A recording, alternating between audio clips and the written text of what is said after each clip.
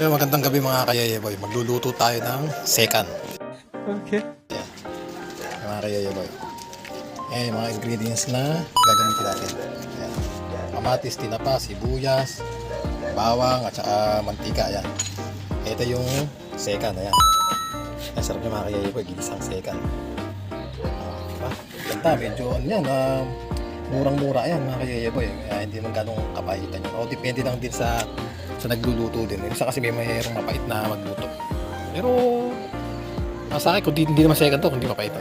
Mas masarap medyo may pait. Ayun nga, galing nga natutuklasan ng mga tao ngayon, no? Hindi mo, pantawid ulam na kagad to. Hindi pa natutuklasan yung yung third.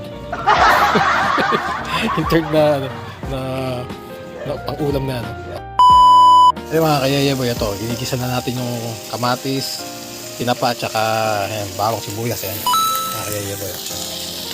Igisa natin. Maya ilalagay na natin yung hindi pala, sabaw pa lang muna. Sasangkutay muna natin mga kayayeboy. Maganda. Sarap nito mamaya mga kayayeboy. Maya sasabawan na natin yan. Kayayeboy, tatalbog na natin yung second kasi kumukulo na.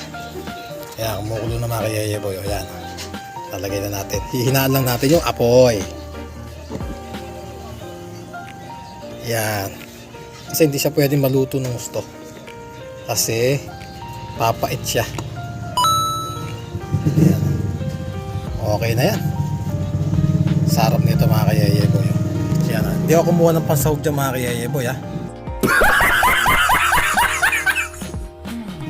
Tinapa sinahog ko. Sarap. Ayan, ilulubog-lubog lang niya mga kayayeboy. Hindi naman kailangan pakuluan yan ng gusto. Kasi papait siya.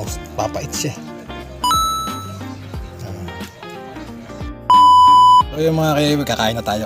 Titikman na natin yung luto natin na second. Ayan na. Ganda mga kayayeboy. Ayan mga isda ko, parang gusto rin kumain.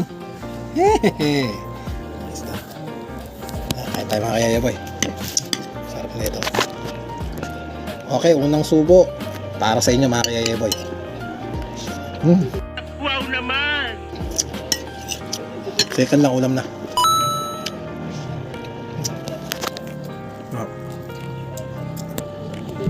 Mapapansin nyo yung asawa ko, di ko kasabay.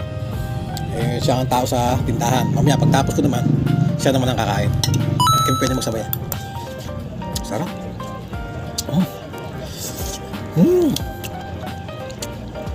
Harap talaga. Kaya boy.